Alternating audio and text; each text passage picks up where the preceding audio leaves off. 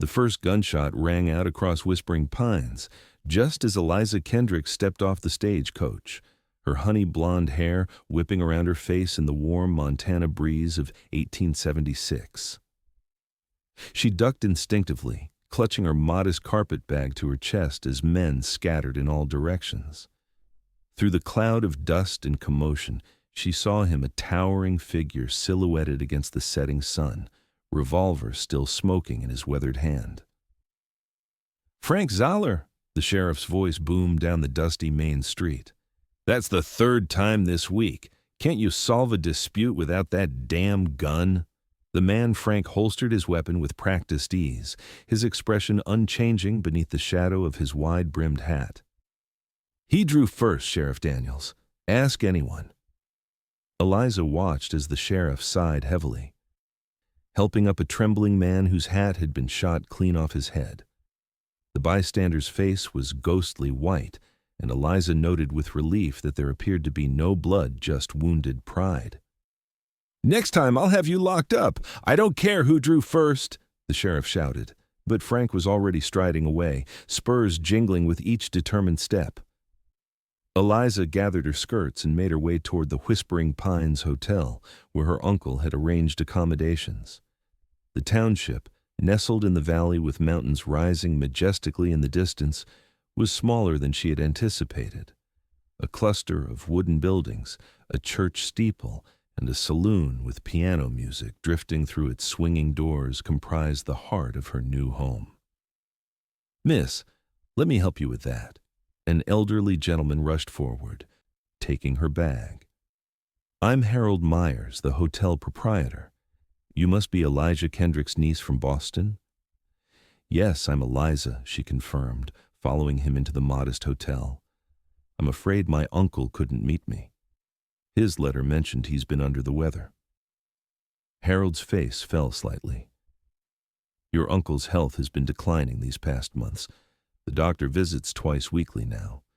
It's fortunate you've come. The mercantile needs a steady hand, and he's been hoping you'd arrive before." He paused, choosing not to finish the thought. Eliza swallowed hard. Her uncle's letter hadn't conveyed the severity of his condition. After losing her parents to influenza the previous winter, Uncle Elijah was her only remaining family. She had sold their modest Boston home to make this journey, determined to start anew where the air was clean and opportunities awaited independent women.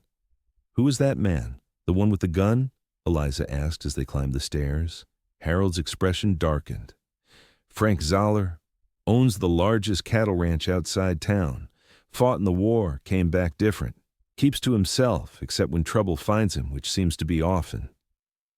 He unlocked a door and set her bag inside a simple but clean room. "Best to steer clear of him, Miss Kendrick.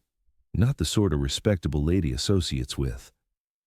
After a restless night listening to unfamiliar sounds, coyotes howling in the distance, the occasional burst of laughter from the saloon, the creak of the wooden building settling, Eliza rose at dawn. She dressed carefully in her most practical outfit, a cornflower blue dress with modest bustle and sturdy boots, and pinned her hair in a simple but neat arrangement. The mercantile was only a short walk from the hotel. The bell tinkled cheerfully as she entered the dim interior, the smell of coffee, leather, and dried goods greeting her. A frail figure hunched behind the counter looked up, and Eliza's heart constricted at the change in her once robust uncle. "Eliza?" His voice wavered. "Is it really you, child?" She rushed forward, embracing him gently. "It's me, Uncle Elijah. I've come to stay, just as we discussed." The relief in his rheumy eyes was palpable. "Thank the Lord. This place needs you more than I could say in letters." He gestured around the well-stocked but somewhat disorganized store. "Business has suffered with my health. People need these supplies, but I can hardly manage inventory anymore."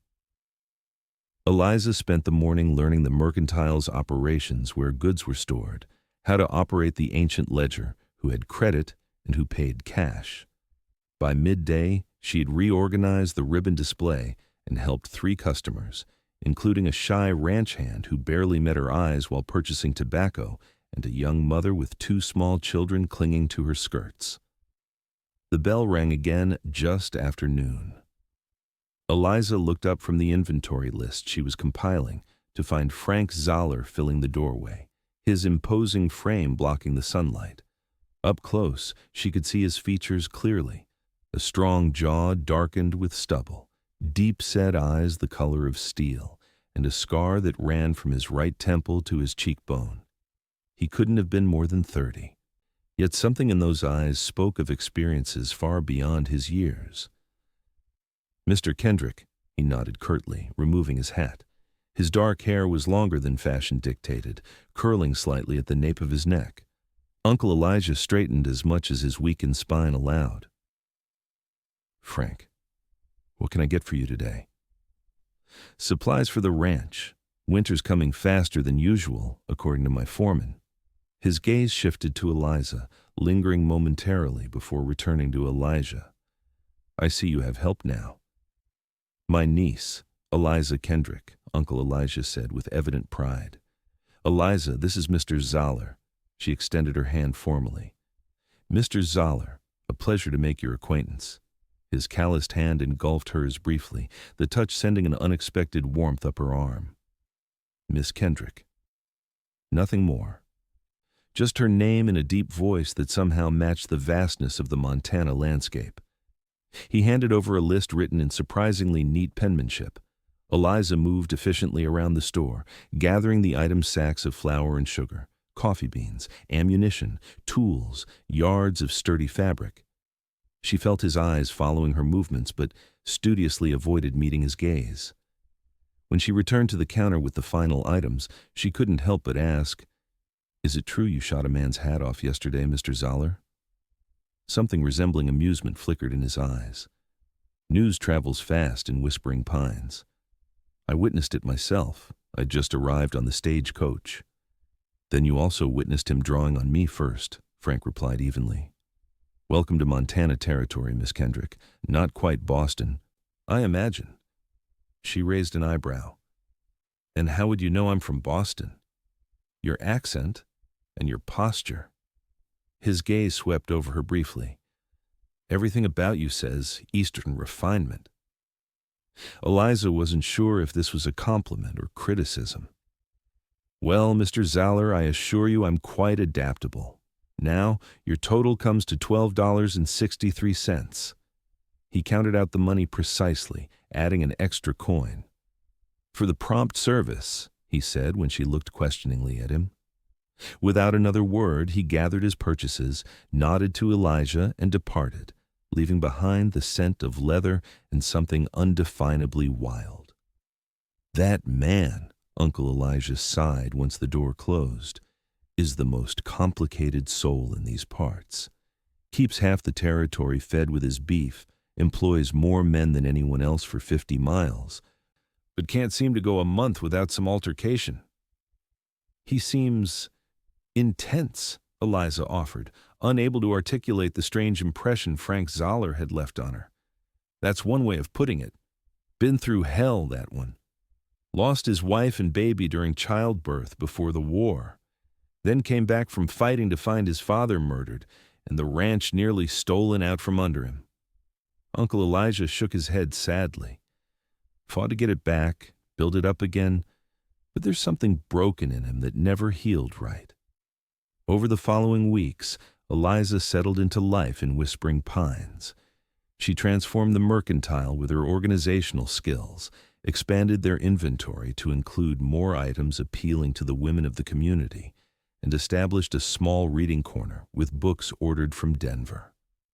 Business improved steadily, though Uncle Elijah's health continued its decline.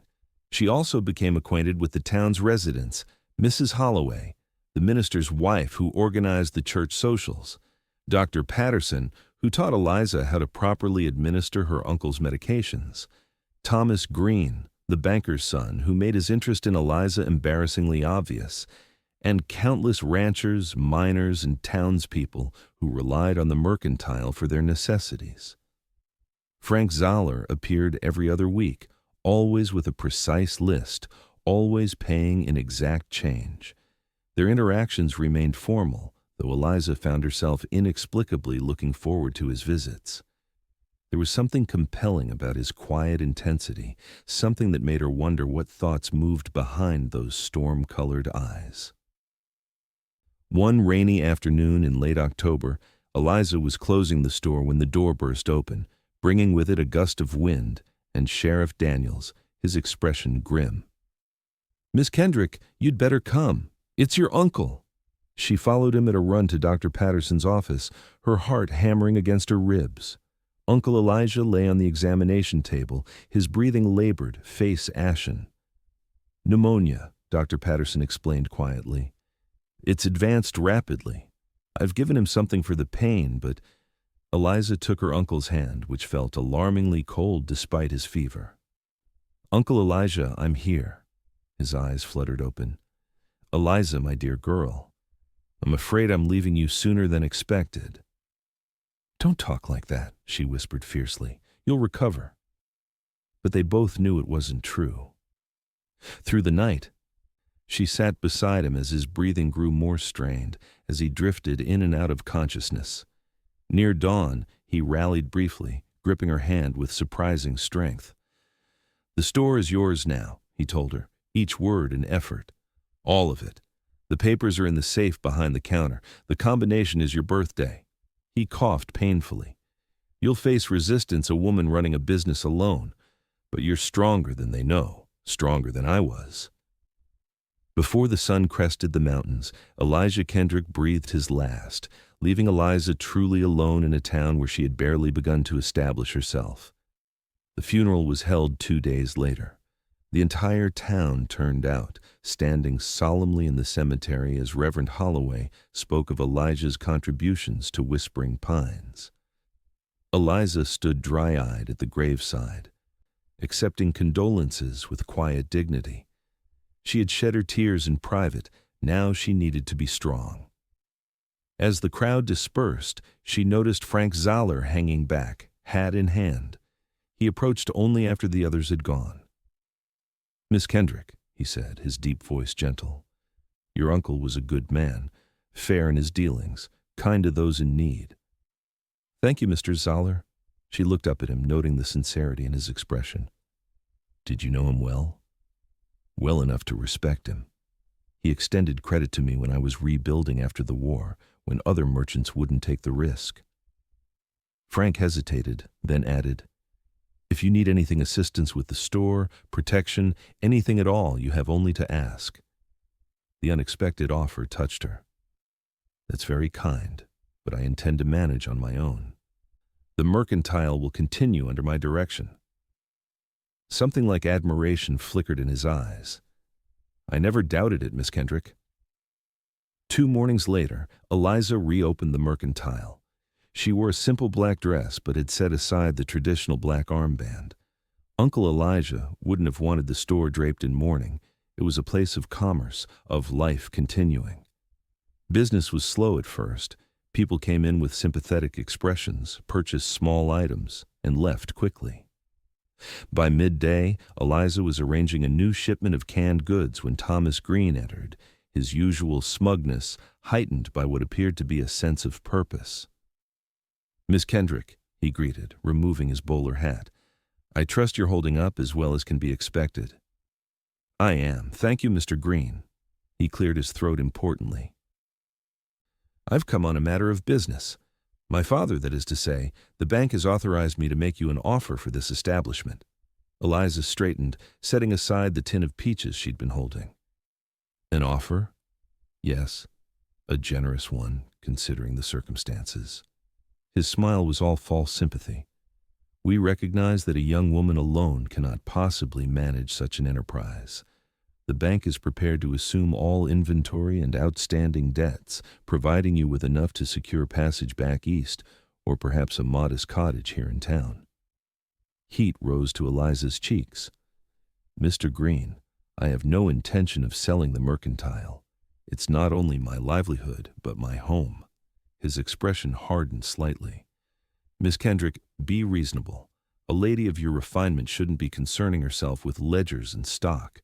Besides, There are certain suppliers who simply won't do business with a female proprietor. Then I shall find suppliers who will, she replied firmly. Now, unless you're here to make a purchase, I must ask you to leave. I have inventory to complete. Thomas's face reddened. You're making a mistake. My father. Good day, Mr. Green. Eliza turned her back on him, continuing her work with hands that trembled slightly from anger. After he stormed out, Eliza allowed herself a moment of doubt. Was she being foolish? Could she truly manage alone? But the thought of surrendering her uncle's legacy and her own independence to the smug Greens was intolerable. Her resolve was tested further that evening when she discovered the lock on the store's back door had been forced. Nothing appeared to be missing, but the violation left her uneasy. The following morning, she found a crude note nailed to the front door. No place for a woman alone. Sheriff Daniels was sympathetic, but not particularly helpful. Probably just boys making mischief, Miss Kendrick. I'll keep an eye out, but you might want to reconsider your position. It's not that I don't think you're capable, it's just that some folks around here have certain ideas about a woman's place. My place is here, Sheriff, she replied steadily. I won't be intimidated. But the incidents continued. A broken window, whispers when she walked to church on Sunday, merchants in neighboring towns refusing to fill her orders. When the water barrel behind the store was found contaminated with kerosene, Eliza finally admitted to herself that she needed help. She was considering her options one evening while balancing the ledger when the bell above the door jingled. Looking up, she was surprised to see Frank Zahler. The store had been closed for an hour. The sign was clearly turned to closed.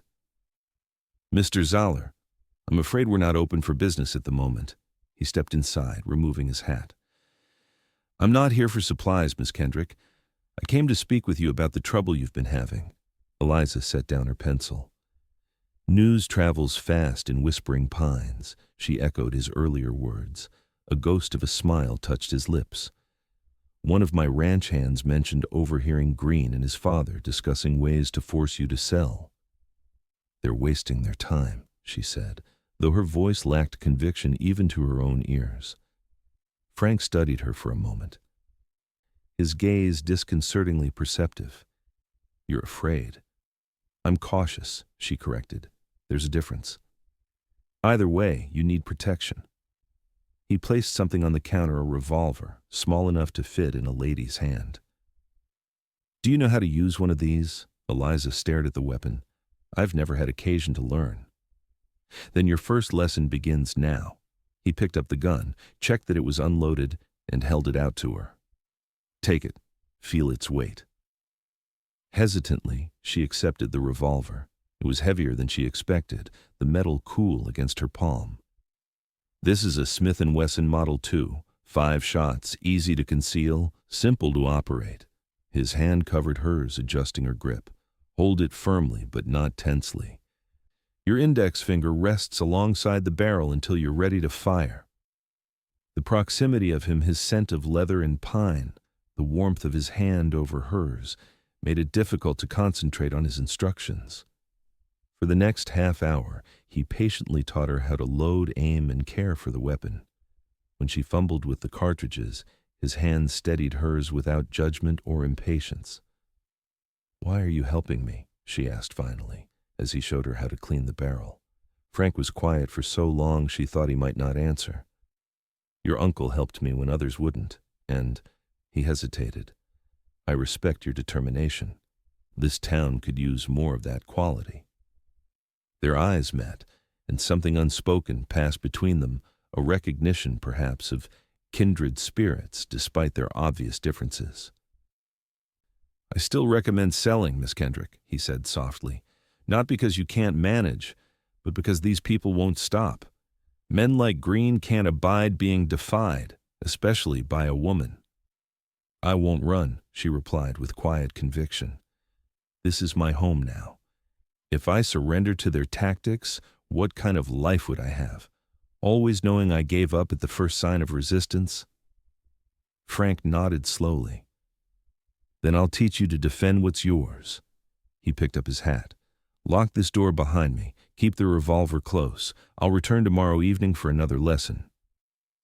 True to his word, Frank returned the following night, and the night after that. Their lessons expanded beyond the use of firearms to include practical advice on securing the store, identifying potential threats, and even self-defense techniques he had learned during the war. Each evening, Eliza found herself looking forward to his arrival, to the quiet intensity with which he shared his knowledge. On the fifth night, as they stood in the alley behind the store practicing her draw, Eliza noticed Frank watching her with an expression she couldn't decipher. "Have I done something wrong?" she asked, lowering the weapon. "No," he said quietly. "You're a quick study." "Then why are you looking at me like that?" He seemed to debate with himself before responding. "I'm wondering why a woman like you, educated, refined, would choose this life when you could have comfort and security elsewhere." Eliza holstered the revolver as he had taught her. "The same could be asked of you, Mr. Zahler. Why remain in a town that clearly views you with suspicion when you could sell your ranch and start fresh somewhere else?" "Because it's mine," he answered simply. "Built by my father, rebuilt by my hands. No one has the right to take it from me." "Then you understand my position perfectly." She smiled slightly. "We're not so different, you and I." He stepped closer, his expression softening in a way she had never seen before. "Perhaps not in determination, but you still have hope, Eliza. I lost that a long time ago." It was the first time he had used her given name, and the intimacy of it made her breath catch. "Hope can be found again, Frank." For a moment, she thought he might reach for her, might breach the careful distance they had maintained. Instead, he took a step back, his expression closing off again. "It's getting late. I should go." Frustrated by his withdrawal, Eliza acted on impulse. She moved forward, placed her hands on his chest, and rose on tiptoes to press her lips to his. For an instant, he was utterly still, as if shocked into immobility. Then his arms encircled her, drawing her closer as he responded with unexpected tenderness. The kiss deepened, years of loneliness and restraint dissolving in the connection between them. When they finally broke apart, both were breathing rapidly, eyes wide with surprise at what had transpired. "Eliza," he said hoarsely, "you don't know what you're doing." "I know exactly what I'm doing," she replied, her voice steadier than she felt. "I'm choosing my own path, my own happiness." Before he could respond, voices approached from the street, raucous, male, clearly intoxicated. Frank stepped protectively in front of Eliza as four figures appeared at the mouth of the alley. In the dim light, she recognized Thomas Green and three companions from the saloon. "Well, look what we have here," Thomas slurred. "The Ice Queen and the killer, cozying up in the dark. How scandalous." Frank's posture shifted subtly, a predator preparing to defend. "Go home, Green. You're drunk." "Oh, I'm going, once I've had a word with Miss Kendrick." Thomas attempted to step forward but swayed unsteadily. "You see, my dear, associating with men like Zahler is exactly why decent folk don't want you running that store. No morals, no sense of propriety." "My associations are none of your concern," Eliza replied coldly. "Now please leave my property." Thomas laughed nastily. "Your property? Not for much longer. Father's calling in the outstanding loans your uncle took. You'll be bankrupt by month's end." Frank's hand moved to his holster. "That's enough, Green." One of Thomas's companions, a burly man Eliza didn't recognize, stepped forward aggressively. "You gonna shoot us all, Zahler? Like you did those men after the war? We know what you are." Tension crackled in the air. Eliza could sense Frank's control fraying, could feel the situation teetering toward violence. She placed a restraining hand on his arm and stepped forward. "Mr. Green, whatever grievance you have with me can be addressed during business hours. As for my uncle's debts, I suggest you review the loan documents carefully. You'll find they were settled in full last spring." This was a gamble. She hadn't yet examined all the financial records, but the momentary uncertainty on Thomas's face suggested she might be right. "This isn't over," Thomas spat, but he allowed his friends to pull him away. "You'll regret choosing him over decency." When they had gone, Frank turned to her, his expression grave. "Was that true, about the loans?" Eliza sighed. "I don't know. I hope so. I need to check the records." Together they returned to the store, where Eliza unlocked the safe and extracted a bundle of documents. For the next hour they pored over receipts, loan agreements, and bank statements. Frank's head bent close to hers as they worked by lamplight. "Here," he said finally, pointing to a receipt dated April 12th. "Loan repaid in full, signed by William Green himself. They can't touch you legally." Relief flooded through her, followed quickly by concern. "But that doesn't mean they'll stop trying to drive me out through other means." Frank's jaw tightened. "No, it doesn't."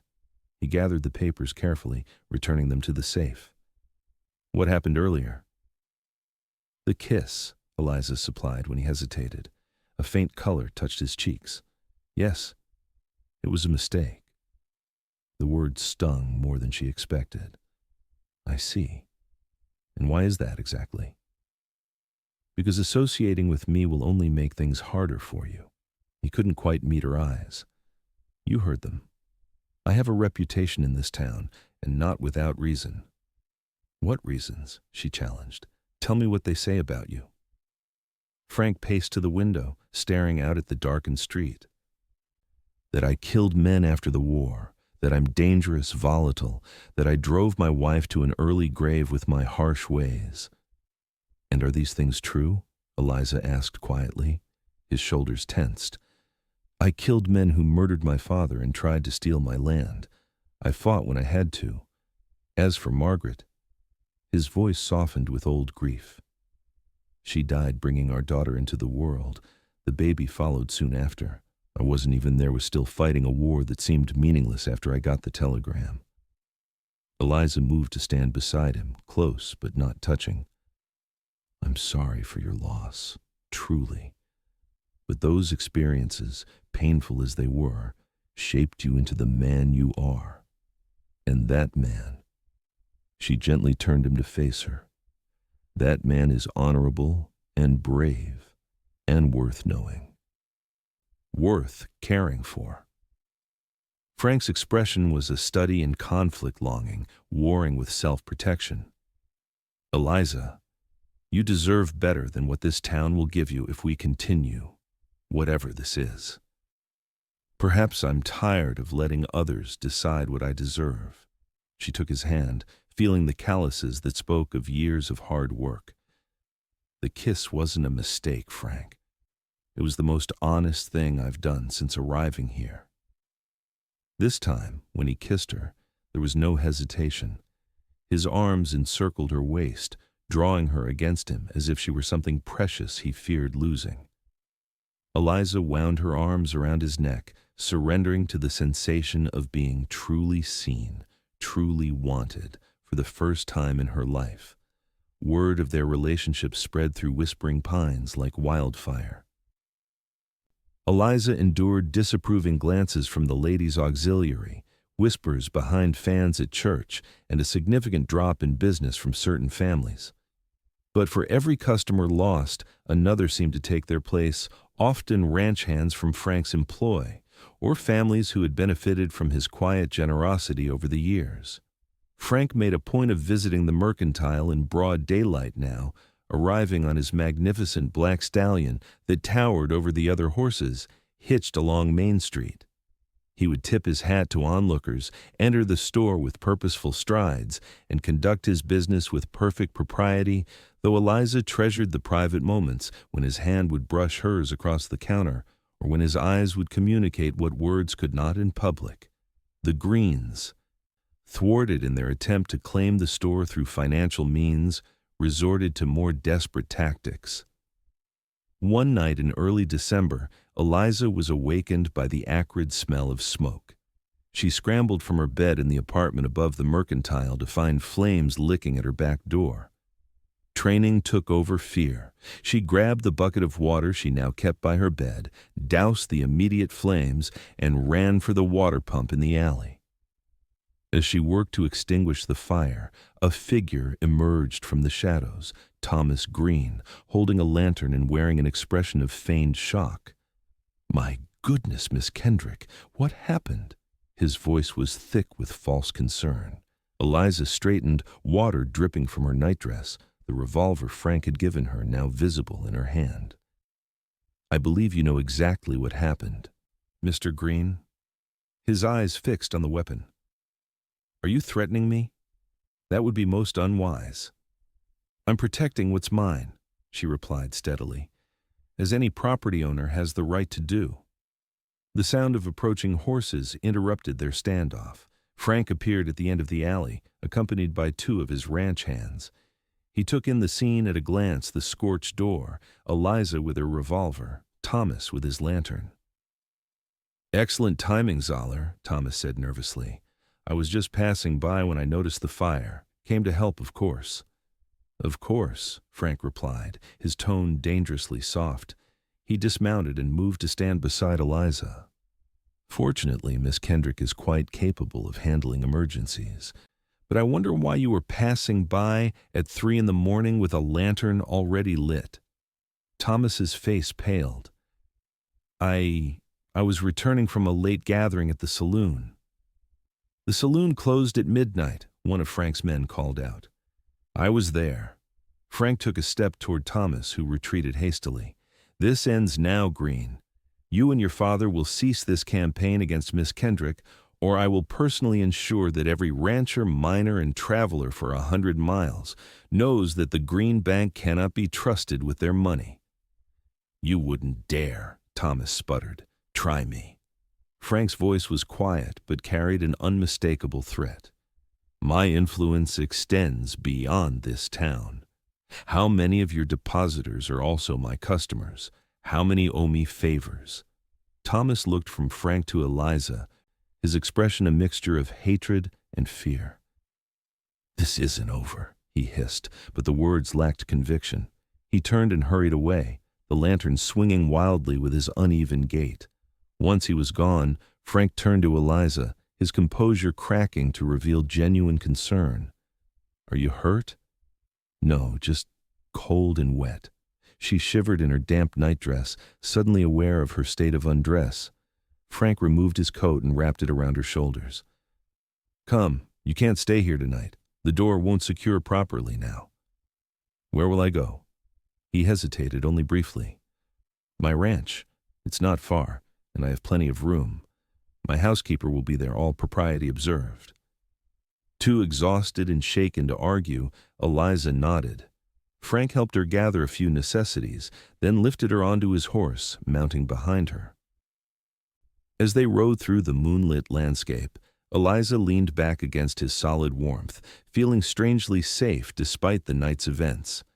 The Zahler ranch house was larger than she expected, a sprawling structure of timber and stone that spoke of prosperity and permanence.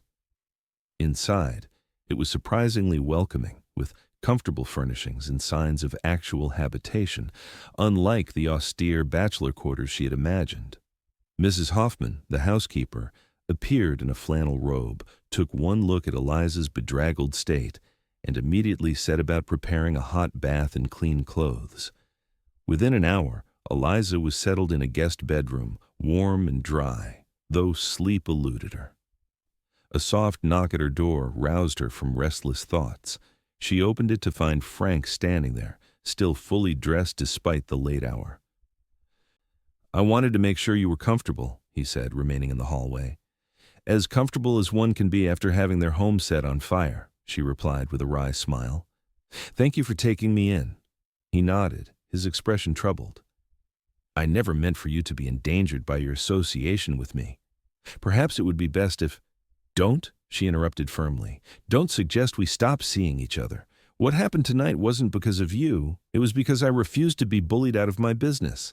The Greens would have tried something like this eventually, with or without you in my life." Frank studied her face, his gaze softening. "You're remarkable, Eliza Kendrick. Most women would be hysterical after such an experience. I'm not most women, she reminded him, stepping closer. And I'm tired of pretending to be less than I am to make others comfortable. Something shifted in his expression, a decision reached, a barrier lowered. Stay, he said simply. Not just tonight. Stay here with me. Run your store during the day, but come home to the ranch. To me. The offer took her breath away. Frank, are you asking me to marry me? The words came out in a rush, as if he feared losing his courage. I know it's sudden. I know the town will talk. But I can't bear the thought of you alone in that store, vulnerable to men like Green. And more than that, his voice grew softer. I can't bear the thought of returning to a life without you in it. Eliza's heart pounded so loudly she was certain he must hear it. The town says you're too harsh for love, that your heart hardened beyond recovery after everything you've endured. A ghost of a smile touched his lips. The town says many things about me, most of them exaggerated. And what about the things you say about yourself? That you're dangerous, that I deserve better? Frank took her hands in his touch gentle despite the strength she knew those hands possessed. I'm not a perfect man, Eliza.